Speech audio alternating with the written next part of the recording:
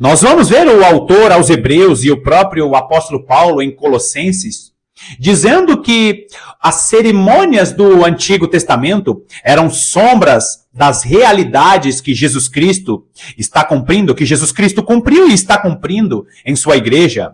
Jesus Cristo é o sacrifício perfeito e nós não precisamos mais sacrificar animais para alcançar a redenção ou para alcançar algo de Deus.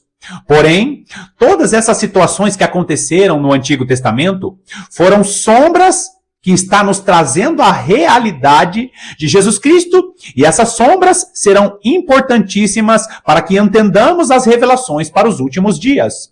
Por exemplo, quando Deus deu a ordem a Moisés para a construção do tabernáculo, nós vemos que o tabernáculo, construído por Moisés e pelo Israel da Antiga Aliança, ele tinha 3 ambientes. O primeiro ambiente era o átrio externo, ou átrio exterior. O segundo ambiente era o santo lugar, e o terceiro ambiente era o santo dos santos. E cada um desses ambientes tinham ali objetos específicos com simbologias importantes para nós, falando a respeito do que Jesus Cristo fez na cruz do Calvário, falando a respeito do que Jesus Cristo traria para a nova aliança. Agora, esses 3 ambientes, átrio exterior, santo lugar e santo dos santos, serão como a condição espiritual dos cristãos nos últimos dias.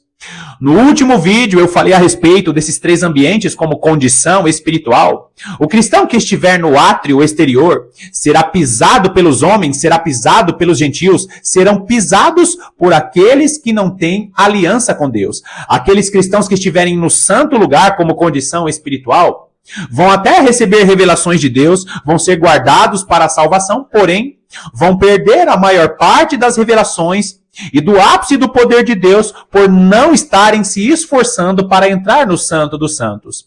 E por fim, o terceiro lugar, que representa ali o lugar onde Deus manifestava sua glória na época de Moisés, o Santo dos Santos será o lugar em que as 2 testemunhas frequentará, porque estarão diante do Senhor de toda a terra. E mais uma vez eu faço menção aqui do estudo das 2 casas de Israel, para que você compreenda esse mistério maravilhoso. E eu inicio esse vídeo perguntando para você, em que condição espiritual você está hoje? Você está no átrio externo? Não se aprofunda no seu relacionamento com Deus? Será que você está no santo lugar? É um cristão piedoso? É um cristão que ama a palavra de Deus? Faz obras sociais? Mas ignora a vida profunda de oração e também ignora a vida profunda de meditação?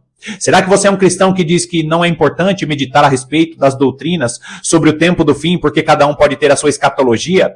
Será que você é um cristão fiel, piedoso, que só fica no santo lugar, que já é um lugar maravilhoso, porém você não se aprofunda para entrar no santo dos santos? Ou você é um cristão que tem vida profunda de meditação na palavra? Você é um cristão que ora com frequência? Você é um cristão que jejua, busca a presença de Deus e está diante do Senhor de toda a terra? Responde essa pergunta aí no seu coração e seja muito bem-vindo a mais essa meditação do canal A Lâmpada para os Meus Pés.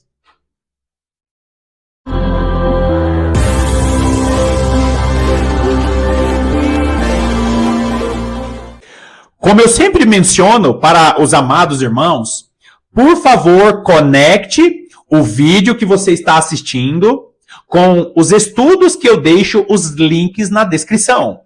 Por quê? Porque não tem como saber a respeito das revelações mais profundas da palavra de Deus assistindo um vídeo ou lendo apenas um capítulo da Bíblia.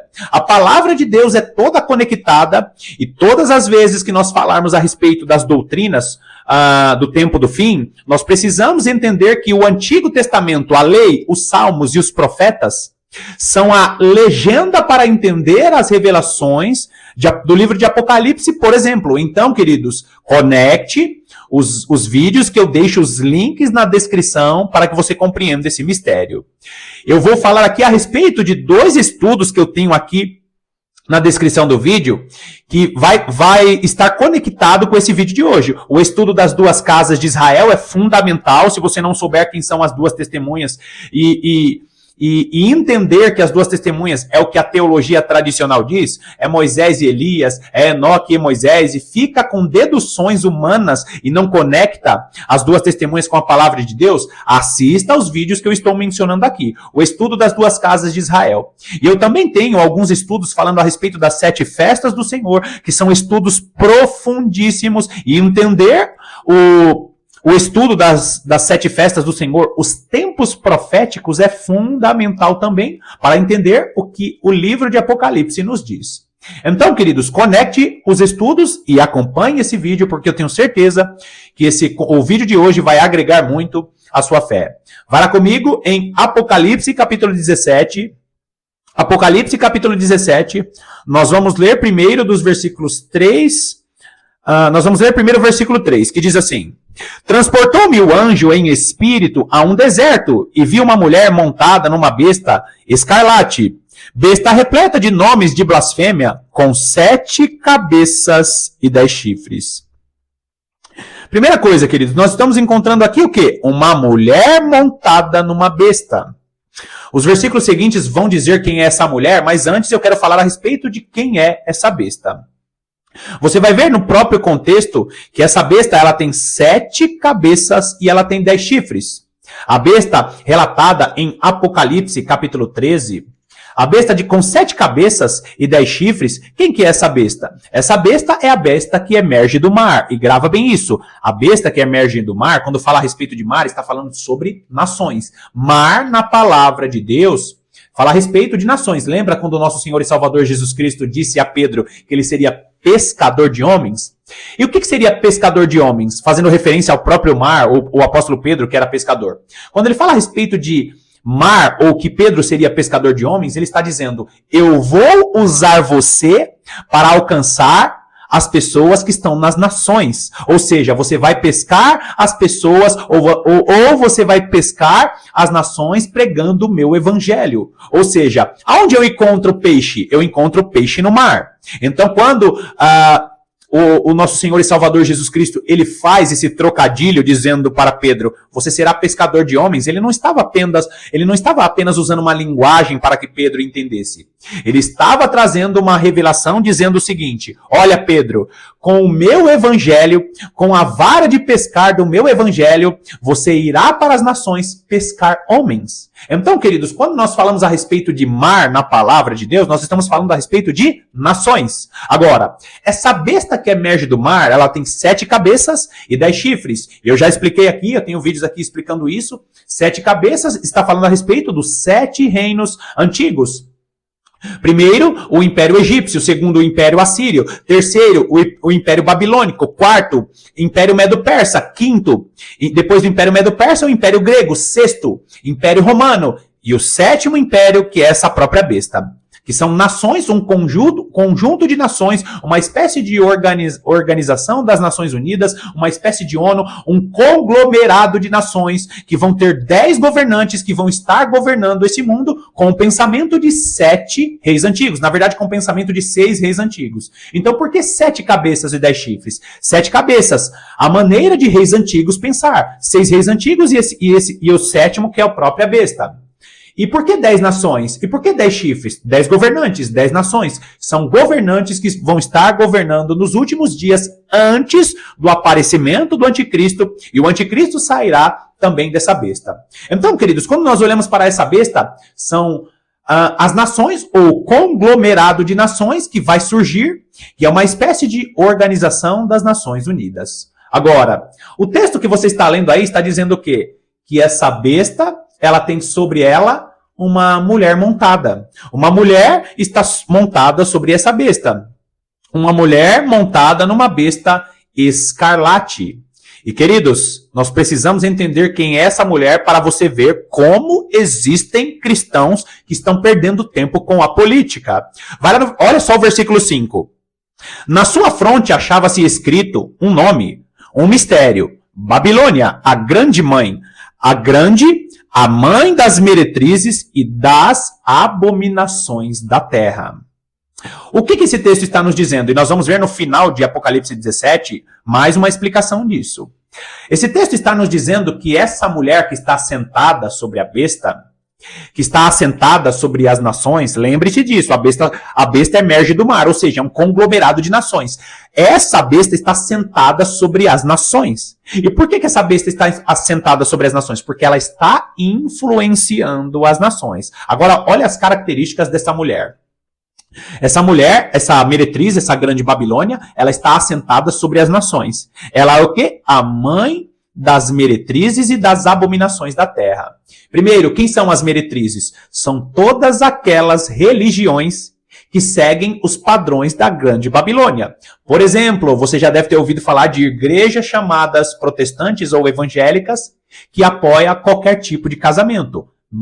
Doutrina da grande Babilônia. Por exemplo, você já deve ter ouvido falar de igrejas meretrizes que se desviaram dos caminhos do Senhor e agora estão apoiando as mães retirarem seus filhos dos ventres. O que são abominações da terra? Por que a grande Babilônia ela é a mãe das abominações da terra? Vai lá, lembra que eu falei, conecte com a lei, com os salmos e com os profetas. Vai lá para o Antigo Testamento. Se você tiver uma Bíblia online aí, digita aí Antigo Testamento e coloca na busca abominações ou abominação. E aí você vai ler tudo aquilo que Deus chama de abominação. Casamento que não procede segundo a palavra de Deus, casamento de qualquer gênero, mães sacrificarem seus filhos para deuses, isso é abominação ao Senhor. Você vai ver ali várias doutrinas que são abominações para Deus. E por quê, queridos? Porque a grande Babilônia está inspirando as nações a praticarem esses pecados que Deus chama de abominações. Então, o que são abominações? Tudo aquilo que Deus chama de abominação no Antigo Testamento. Tudo aquilo que Deus chama de abominação na lei do Senhor. Então, a grande Babilônia está inspirando as nações a praticarem as suas abominações. E por que ela é a mãe das meretrizes? Tudo aquilo que é religioso, tudo aquilo que antigamente era correto e se desviou e se prostituiu, meretrizes, aquelas que se prostituem. Quem são aquelas que se prostituem? Aquelas igrejas que se disseram, aquelas igrejas que se colocavam como servas do Senhor, aquelas igrejas que pregavam Jesus, agora pregam Jesus e mais alguma doutrina da grande Babilônia. Pregam Jesus e falam que as mães podem retirar os filhos de seus ventres. Aquelas doutrinas que pregam Jesus, mas dizem que o Estado precisa dominar a nação. São todas aquelas doutrinas que Deus chamou no Antigo Testamento de pecado, de abominações. Então, a grande Babilônia, ela é mãe das meretrizes, ou seja, das pequenas igrejas ou das pequenas doutrinas ou das pequenas instituições que promovem doutrinas que desagradam a Deus. Meretrizes. E é lindo você entender isso, queridos, porque quando você vai para Apocalipse capítulo 7 e Apocalipse capítulo 14, você vai encontrar ali os 144 mil selados. E ali os 144 mil selados vai dizer o quê? Que esses 144 mil selados não se contaminaram com mulheres, porque eles são virgens, porque eles são castos. Por quê? Queridos, quem são 144 mil selados? Eu deixei nos links aqui na descrição do vídeo. Por que eles são castos? Porque eles não se misturaram com mulheres. Os 144 mil selados são castos, não é porque eles são virgens, literalmente, como a teologia tradicional diz. Os 144 mil selados são castos porque eles não se misturaram com as meretrizes, as filhas da grande Babilônia. Aqueles que são castos não vão para qualquer igreja que prega qualquer coisa. Aqueles que fazem parte dos 144 mil selados não são esses que entram em qualquer igreja e engolem qualquer doutrina. Queridos irmãos, quando nós olhamos essas conexões maravilhosas do Antigo Testamento com o Novo Testamento, nós vemos o quê? Que essa grande meretriz, que essa grande Babilônia tem as suas filhas, a mãe das meretrizes. Ela é a mãe das igrejas ou das religiões ou das instituições que pregam doutrinas que Deus chama de abominações. Não, qualquer tipo de amor é válido. Não, você pode fazer o que você quiser, você pode viver da maneira que você quiser. Jesus Cristo, a doutrina agora é essa. Jesus Cristo já morreu na cruz do Calvário, então você não precisa pedir perdão pelos seus pecados. Sabe doutrinas que te incentivam a viver na libertinagem? Então, as pequenas ou as filhas da Grande Babilônia, as meretrizes, que são essas igrejas liberais, são essas doutrinas liberais que promovem aquilo que a Grande Babilônia está fazendo, está inspirando as nações. Então a besta que sobe do mar é o conglomerado de nações, que vai surgir os 10 reis ainda, não surgiu. A Grande Babilônia é o sistema cultural, religioso e político que está influenciando as nações, está influenciando as suas filhas, as meretrizes, as igrejas pequenas, as instituições que pregam essa libertinagem.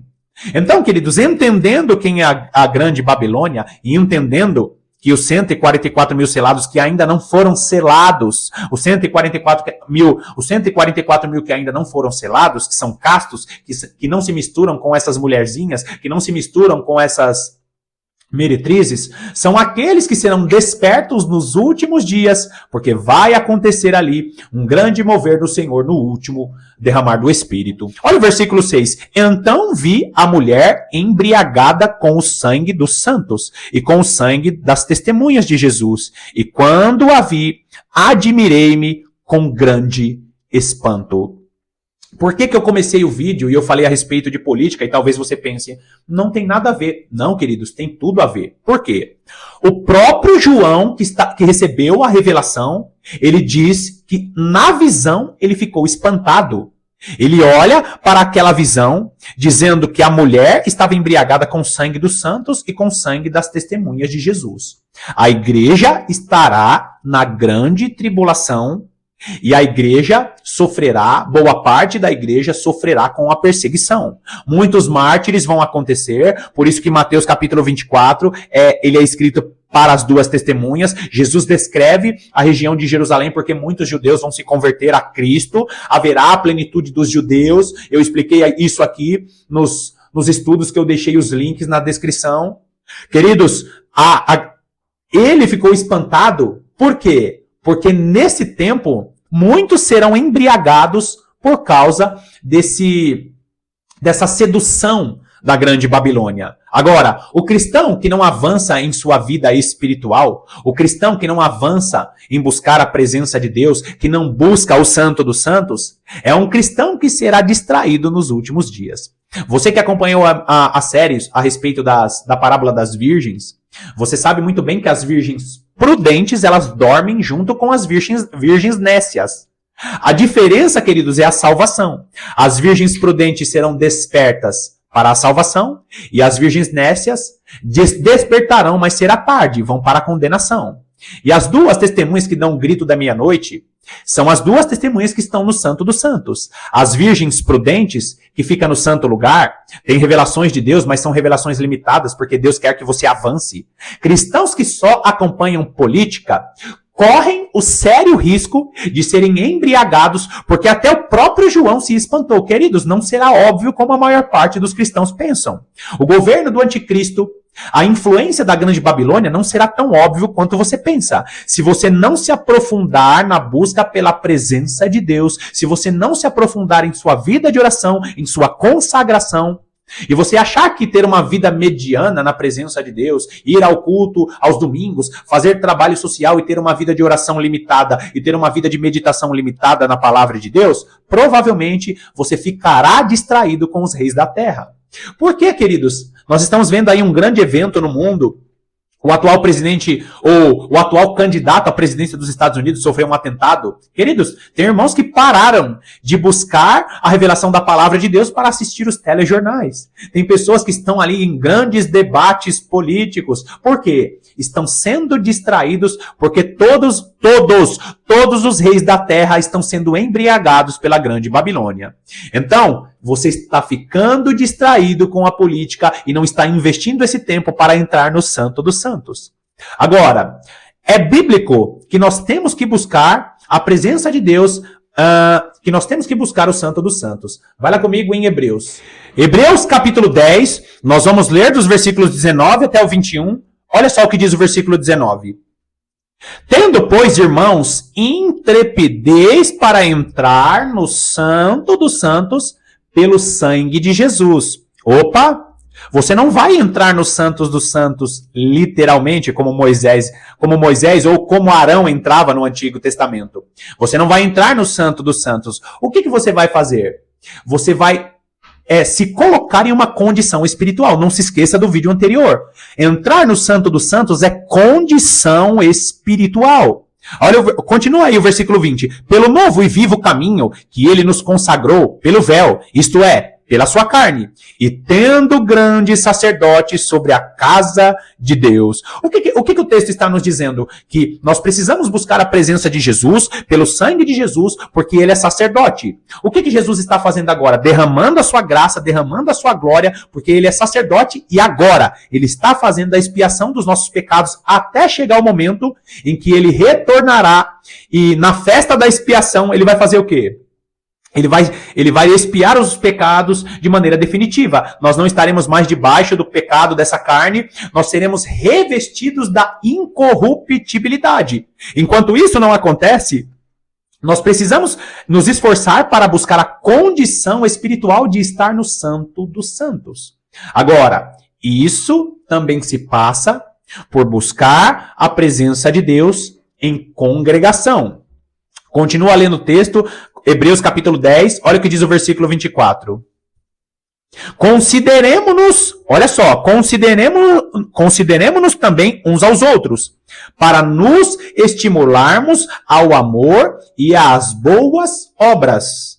O que ele está dizendo? Nós precisamos considerar os irmãos que congregam conosco. Você precisa estar inserido em um grupo de cristãos, porque isso te estimulará a buscar o Santo dos Santos. Por quê, queridos? Você acessa a presença de Deus, o Espírito do Senhor toca, habita em seu coração e o caráter de Jesus vai sendo trabalhado em você. Por que que o caráter de Jesus precisa ser trabalhado em mim? Porque Jesus, ele não derrama vinho novo em odre velho. Jesus não derrama aquilo que é precioso em um vaso que não vai suportar aquele tesouro. Olha o versículo 25. Não deixemos de congregar-nos, como é costume de alguns. Antes, façamos admoestações, e tanto mais quanto vedes que o dia se aproxima. Que dia é esse que se aproxima? Na maior parte das Bíblias, o D está maiúsculo. Por quê, queridos? O dia de Cristo se aproxima. Ou seja, para adentrar ao Santo dos Santos, eu preciso me esforçar com a minha vida de oração. E para crescer em graça, eu preciso considerar uns aos outros e congregar. Queridos, é como se fosse uma retroalimentação. Você busca a presença de Deus, Deus libera a unção para você, só que o seu caráter precisa ser trabalhado para que a sua estrutura suporte a unção que vai vir sobre a sua vida. Será que você está preparado para não ser orgulhoso e soberbo, para receber uma unção extraordinária, o azeite dourado nos últimos dias? É por isso que é importante conviver com outros irmãos, por isso que é importante congregar. A igreja de Cristo, segundo Ezequiel capítulo 20, segundo Oséias capítulo 2, a igreja de Cristo será levada, será conduzida ao deserto dos povos. Por quê? Porque Deus não quer que a igreja se distraia. Queridos irmãos, os jogos das nações, o jogo da política, para a igreja é apenas distração. Se posicione como um cristão conservador, se posicione como um cristão que defende uns princípios da palavra de Deus, mas não se distraia com os reis dessa terra. Não perca o seu tempo. Por quê, queridos? Porque as nações já estão embriagadas pela sedução da grande Babilônia. E você, cristão, Deus te conduzirá para adentrar ao Santo dos Santos quando você começar a buscar a presença dele e não apenas estar satisfeito com uma condição intermediária na presença de Deus. Vamos finalizar aqui esse vídeo e nós vamos continuar essa pequena série de mensagens falando a respeito da condição espiritual dos cristãos. No próximo vídeo eu vou mostrar para você alguns textos dos profetas falando a respeito da importância de congregar para estar na condição espiritual que Deus tem para a igreja nos últimos dias. Eu sei que muitos irmãos ficam incomodados com esse tipo de conteúdo, mas Deus vai preparar os seus recipientes para receber a última e grande e mais poderosa unção que será derramada nos últimos dias. E aí, será que você está preparado? Será que você está preparada, minha irmã? Ou está se preparando para receber o que Deus tem sobre a sua vida?